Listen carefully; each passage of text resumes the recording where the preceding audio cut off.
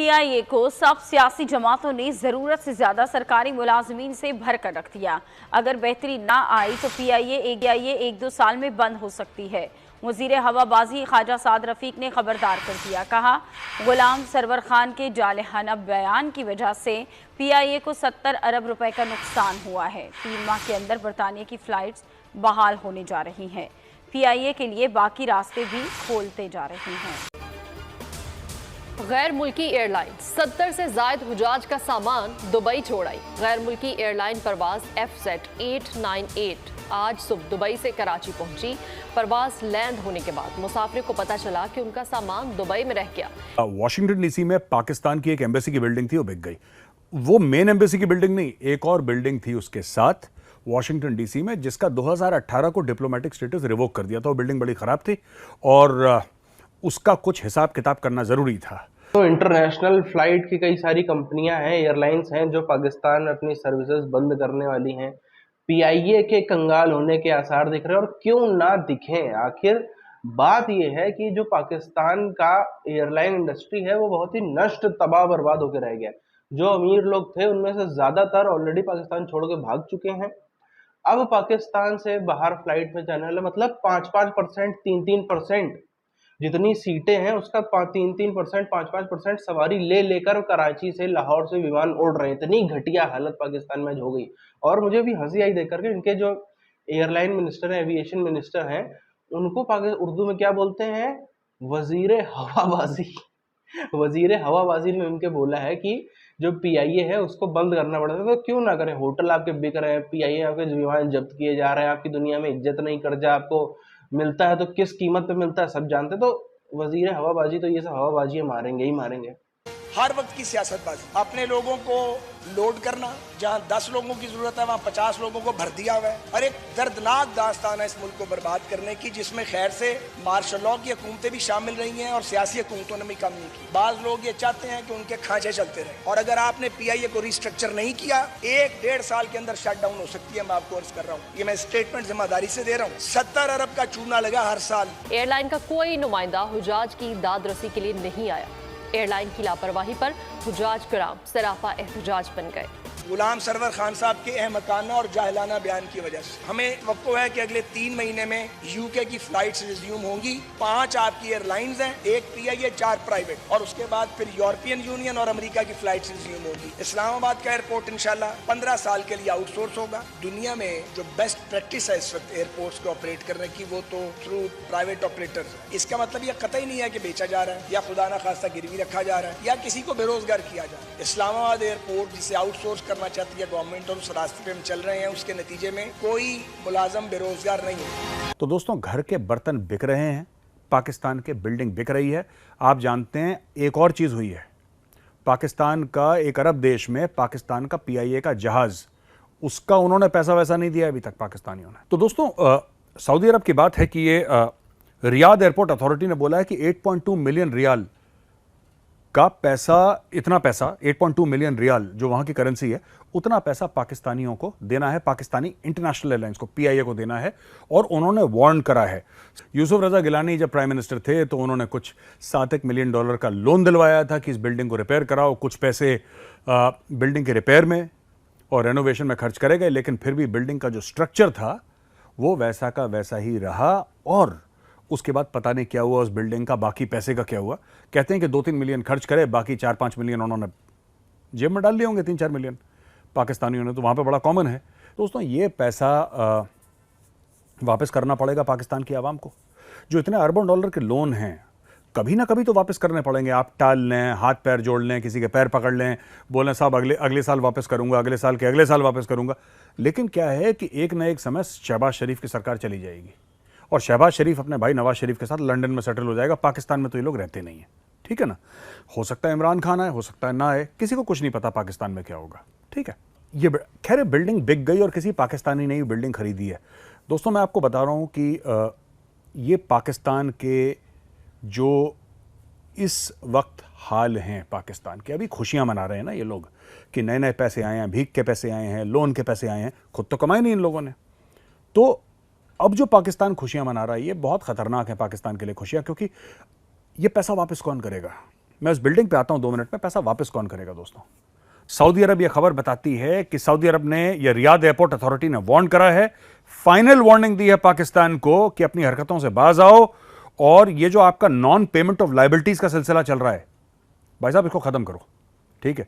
वरना ये लोग क्या करेंगे, जैसा मलेशिया में इनका जहाज जब्त हुआ था, फिर ये मलेशिया के सामने रोए थे कि 80 भी मुसलमान थे तो 80 भी मुसलमान, जहाज छोड़ दो। यही फिर इनको पैंतरा अपनाना पड़ेगा पाकिस्तान, सऊदी अरब के साथ, माफ कीजिएगा, सऊदी अरब के साथ यही पैंतरा ये लोग अपनाएंगे, लेकिन खुद पैसा कभी वापस पाकिस्तान को देना नहीं है। ये जो अरबों दर अरबों डॉलर लिए हैं, अरबों दर अरबों डॉलर लिए हैं, ये तो वापस करने पड़ेंगे पाकिस्तान को। और ये वापस कौन करेगा? आम पाकिस्तानी वापस करेगा, क्योंकि जो नेता हैं, जो जर्नल हैं इनके बड़े बड़े, जो इनके ब्यूरोक्रेट हैं, जो इनके बड़े बड़े जज हैं, वो तो पैसा वैसा खा के कोई कनाडा, कोई ऑस्ट्रेलिया, कोई यूके, कोई यूएस, देश में कोई नहीं रहता। खैर, coming back to the point of the building, ये जो बिल्डिंग बिकी है ना, ये अब और बिल्डिंगें बिकेंगी। मैं आपको बता रहा हूं, इसको हिंदी में कहा गया है घर के बर्तन बिकना।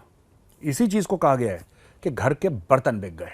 पाकिस्तान ने सीधा सीधा अफगानिस्तान पे निशाना साधा है और बोला है कि अपनी जमीन को, यानी कि अफगानिस्तान की जमीन को दहशतगर्दी के लिए, यानी कि आतंकवाद के लिए इस्तेमाल नहीं करना है आपको।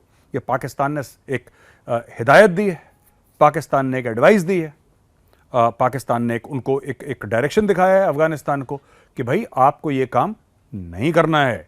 फॉर एग्जाम्पल, ये कहते हैं कि साहब, ये मुमताज जहरा बलोच हैं, ये पाकिस्तान के फॉरेन ऑफिस की स्पोक्स पर्सन है, इन्होंने बोला है कि साहब अफगान अथॉरिटीज, आप अपने जो ऑब्लिगेशन है फुलफिल करिए। अच्छा, ये इतनी हंसने वाली बात है, इतनी जिसको हंसी आती है बात से, पाकिस्तान एक दूसरे देश से कह रहा है कि तुम्हारी जमीन आतंकवाद के लिए इस्तेमाल ना होने पाए।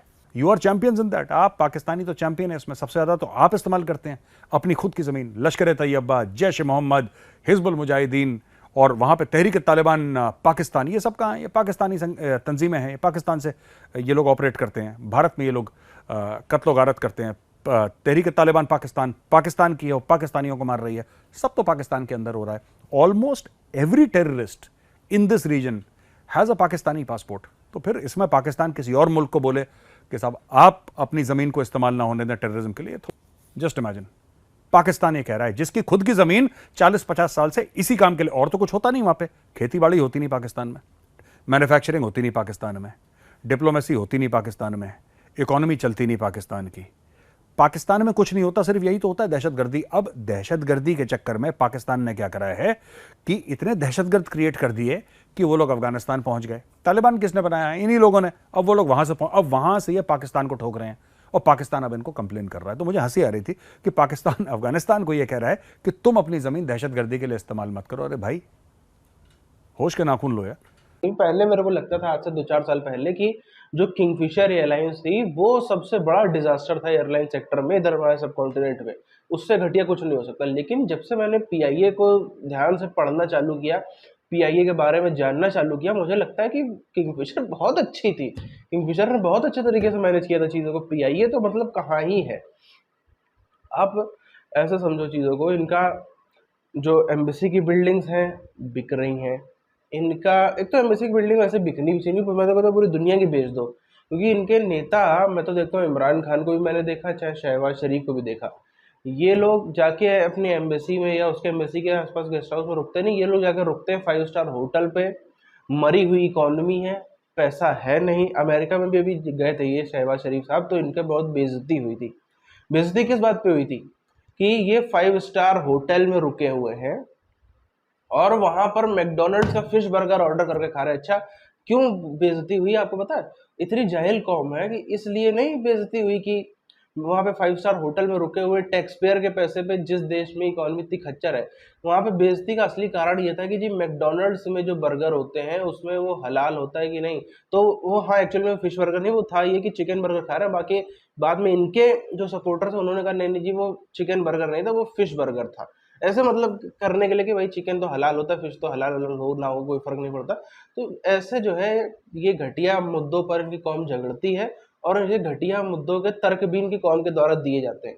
अच्छा, आप देखो जिस तरह से पीआईए के विमान मुसलमान देशों में पकड़े जा रहे हैं, जिस तरीके के मुसलमान देश इनके ऊपर कर रहे हैं। चलो पीआईए को मैं एक बार छोड़ दो, पाकिस्तान की जो एयरलाइन इंडस्ट्री है ना, वो इतनी घटिया हो गई, इतनी बुरी हालत में है।